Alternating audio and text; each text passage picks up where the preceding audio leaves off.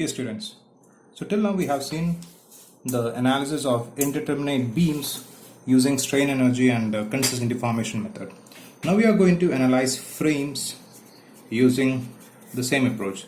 So first we are going with the strain energy method. Okay, how to analyze a frame. So the procedure is exactly same. The only thing is that you need to be a bit more careful while fetching the expression for bending moments. So for this we require the concept which was discussed in the just previous video, which is about the transformation of forces. We are going to use that also here. So let's consider this case. I have a frame. Let it be fixed at one end and let there be a roller on the other. And say it is subjected to a load, say UDL. Okay, UDL having intensity, let it be 2 kilonewton per meter, and each member is having a length of say is having 2 meter, 2 meter and 1 meter. So let this be the frame and let the EI be constant. Excuse me. So with this we are going to start our analysis. So I'm giving names, say A, B, C and D. So I have the names for the four joints. So in case of strain energy method, we were using the theorem of least work concept, that is dou U by dou R, where R is the redundant and U is the strain energy, is equal to 0. That is the theorem of least work. So we reconstructed this in the format integral mm dot dx by EI equal to 0. So that's what we are going to use here. So we want the expressions for mm dot dx and all. So let's see what should be the redundant in this case. Okay, so the redundant can be chosen by changing this into a determinate structure. So first we want to calculate the degree of indeterminacy, static indeterminacy for this frame. So how many reactions will be there? So you can see here there's a fixed support, so it can have 3 reactions. Okay, so I'm calling it as say RA, HA and MA. Similarly, this is a roller support, so it's going to have 1 reaction. So these are the different reactions we have. So I need to choose a redundant. So I can choose any one as a redundant, which will form a, by removing that or releasing that redundant, it should form a stable determinate structure. So one option is I can change it into a cantilever by eliminating the support. So if I'm releasing this, there will be just 3 reactions, 3 equations of equilibrium. So ds will be 0. So it is determinate in the cantilever form. Or else what I can do is I can remove this moment. If I release this moment, this fixed support will get turned into a hinge. So 1, 2 and 3 unknowns. Again it is a determinate structure. So whichever configuration I prefer, I can follow that. So I'm trying with the cantilever configuration. Okay, by considering this as the redundant. So I'm making RD as a redundant. So this can be redrawn into a structure like this. Okay, so I have the load, this is fixed, the other end is free, and now this RD will be considered as a load because as a redundant. So the magnitude is also available. This is 2 kilonewton per meter. Rest everything is same. This is 2 meter, this is 1 meter, this is 2 meter, and EI is constant. A, B, C and D. Now the redundant is RD. So we have decided what the redundant is.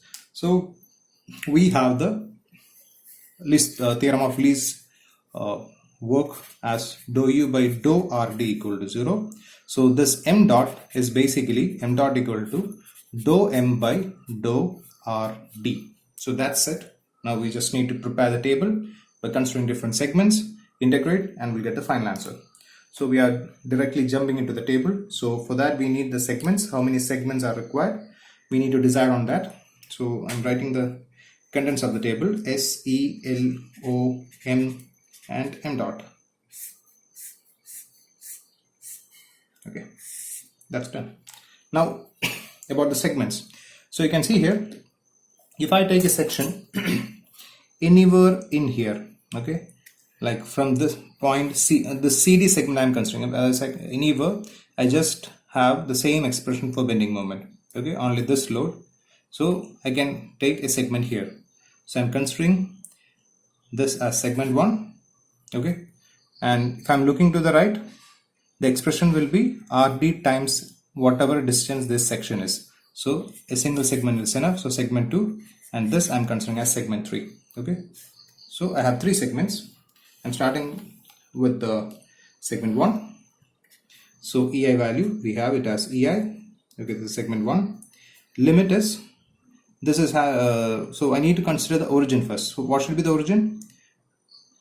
Just like beams, if you have a cantilever, take the free end as the origin. That's the easiest way. So I'm considering D as the origin. So the limit will be, if this is 0, 0 to 1. Okay. Now I need to get the expression for bending moment. So I'm taking the section. Okay. The section need to be taken in segment 1. And what should be the X? X should be the distance from origin. So this is X. So what is the expression for moment now? Moment will be, there is only one force, which is RD, and it is passing through the point, so it cannot create any moment here. It only can create a axial force. It cannot create moment, hence the M value is 0. Okay, now I'm going for the second segment. So I'm taking a section in segment 2, okay, somewhere in segment 2, and I'm trying to fill that. So segment 2, so EI again constant. Origin I need to decide. I can take C as origin because it is in this direction. So I'm taking C as origin. So limit is, if C, this is the origin, 0 to 2. So that's the limit, 0 to 2. Now what about the expression for bending moment? So if I take a section here, okay, I'm taking the section here. What will be the bending moment expression? What is the X distance here? C is the origin. So this particular distance become my X. So what is the bending moment? RD times X. Okay, RD is upward, X is that distance. So RDX is the magnitude. Direction will be, this is a section, the force is acting somewhere near the C. So this is sagging. So the expression for bending moment is RD times X. Okay, so I have the expression for segment 2. Now I can think about segment 3. So when I consider segment 3, the transformation of forces will come into the picture. So because if I take a section somewhere in the segment C, okay, there are a lot of things here. So it's confusing. Either I can look into this side or I can look to the other end. But currently I don't have these reactions. So it's better I look to the other end. So if I'm looking to the other end, in that case, I need to think about that transformation, force transformation. So I'm going to transform the forces there. So AB, right? That is in the segment 3. So this is my AB. Now this is point B and there is a UDL acting here. Okay.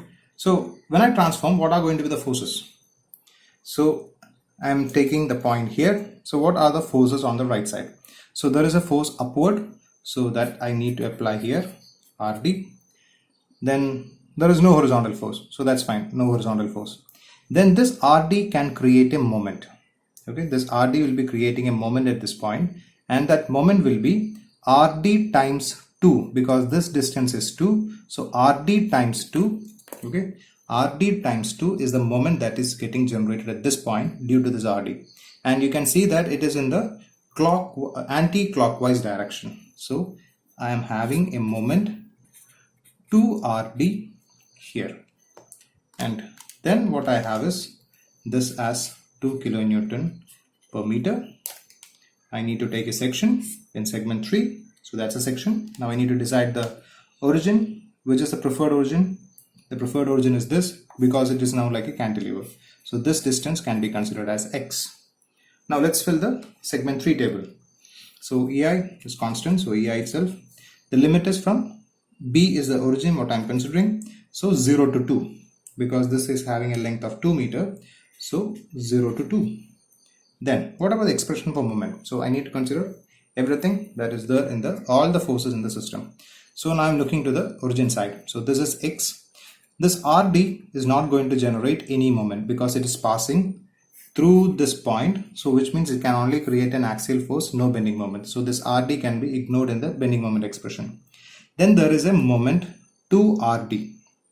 Okay, this 2RD is acting like this. So I need to know whether it is sagging or hogging. So this is the tricky part. Okay, so I have the moment, I applied the moment and it bent like this. Now I want to know whether it is sagging or hogging. Okay, I'm not sure because the sign convention we were using this as sagging and this as hogging. But now what we have is something like this and this. So what is sagging, what is hogging? That's what a bit confusing in this point. So the best thing what you can do is when you get confused, you like this, you just take the original structure. So what we have, this as the original structure, just open up. Okay, and how to open up? Just pull it upward, pull this upward, and what you're going to have, this is not the real beam, this is a virtual beam, and the results are also going to be different. This is just for assuming the values where it is positive or negative. So you can see here, if I pull this up, okay, so this will come here and this will come here, right? So what I will be having a structure like this. So this is fixed and this is a rigid joint, another rigid joint, and what I have is something called as roller. Now you can see if I want to say that this portion is having a sagging moment, which means that it should be bending something like this. This is sagging and this is hogging. So, okay, for portion A, B, because this is A, B, C and D. For portion A, B, if the bending is like this, it is sagging, it is hogging. Okay, now you just tilt this. When you tilt this, okay, you will be getting this member. So what will be the sagging here? The sagging will be if the displacement is like this. Okay, when I take this down, okay, when I take this down, this is this profile. Okay, so this is the sagging profile and this is the hogging profile. Okay, so that's what you need to be very careful. So to just get a picture, just straighten up this frame and you can clearly tell what is sagging and what is hogging. So here, because of this 2RD, okay, because of this 2RD, the shape what we are having is the sagging shape. Okay, hence it is positive. So I'm having the value 2RD, that's positive. Then there is the effect of this UDL. Okay, if I'm taking a section here, this is X, so the effect is going to be Wx squared by 2. We have seen that in lot many cases, Wx squared by 2. The value of W is 2, the magnitude is 2. So 2 times X into X by 2, which is basically X squared. And what about it? Sagging or hogging? Because of it, it's going to have a shape like this, which is basically our hogging shape. Okay, you can see here, it is a hogging shape. Hence it is minus 2x squared by 2, which is x squared. So I have the expression. So this table is complete. Now I can just go for m dot. What is m dot? M dot is basically our dou m by dou RT. We have written that dou m by dou RT is our m dot. So I'm trying to calculate the m dot value. Here it's going to be 0. What about here? When I partially differentiate this, I'm going to get it as x. And from here what I'm going to get is the only value, that is 2. Okay. Now I just need to apply this condition what we have written here. So there are 3 segments, so I'm considering segments separately. So the first segment, limit is 0 to 1, m is 0, so directly I can write as 0. Now the second segment, limit is 0 to 2, and the expression for m is rdx, m dot is x, so it's going to be rdx square dx by ei. Now the third segment, what the third segment? It is having the limit 0 to 2, and the expression is 2rd minus x squared times 2, that is 4rd minus 2x squared dx by ei equal to 0 as per theorem of least work. So now I'm just expanding this. So rdx squared becomes rdx cubed by 3, ei taking it out, multiplying it to the right hand side, it becomes 0, so I can ignore the ei part. So rdx cubed by 3 in the limit 0 to 2. Then here 4rdx in the limit 0 to 2 minus 2 x cube by 3 because it is x square. Okay, x square, x cube by 3 in the limit 0 to 2 equal to 0. Okay, so I'm continuing it here. So on substitution in calculator, what we are going to get is 2.67 RD plus 8 RD minus 5.33 equal to 0. And on solving this, we are going to get the value of RD as 0.5 kilonewton. So we have the value of RD. Now once we have this, it's a matter of application of equations of equilibrium. So this is our frame, okay, and now we have the loads. This we got it as 0.5 kilonewton, and this is a fixed support. Okay, so it will be having reactions. So the reactions I'm calling it as say RA, HA, and say MA. Okay, and there is an external load already in the problem, which is 2 kilonewton per meter. Now it is simply the solution of this A, B, C, and D. I am applying. I need to have some sign convention. This is fixing the sign convention like this. Right x positive, upward y positive. So I'm first writing the expression for sigma fx equal to 0. So what I will be getting is HA to the right, 2 times 2, because this is 2 meter, 2 meter and 1 meter, 2 times 2 to the right, so plus 4 equal to 0, which implies HA is equal to minus 4 kilonewton. And the minus sign indicates that the assumed direction of HA is right to the right and the actual is to the left. That's why I'm getting minus. Now I'm trying the second one, sigma Fy equal to 0. So upward forces, one is RA, other one is plus 0.5 because it is also upward, no other force, equal to 0. So I'll be getting the value of RA as minus 0.5 kilonewton. So I have the value of RA. Now what remains is the MA. So I'm taking sigma MA equal to 0. So clockwise, anti-clockwise, as it is a summation. So there is MA clockwise, then 2 kilonewton per meter to 2 meter, and it will be acting at the center. So 2 times 2 is the load. The lever arm from this point is 1 meter. So plus 2 times 2 times 1, because this is going to make it rotate clockwise. So hence is positive. Then there is this effect, 0.5. 0.5, the lever arm will be 2 meter and it will be rotating like this. So anti-clockwise, which means minus 2 times 0.5 equal to 0. Which implies MA is equal, and taking this to the right, so minus 4, and this is plus 1. So I'm going to get it as minus 3 kilonewton meter, which is my MA. So now I have all the unknown reactions. I got the value of RD as 0.5, RA as minus 0.5, which means downward, HA as minus 4, which is to the left, and MA as minus 3. Clockwise I assumed, and I got it as negative, which means this is actually anti-clockwise. So that's the solution part. So we have all the unknown reactions. Now it's a matter of plotting the SFD and BMD. Okay, with that, this problem is over.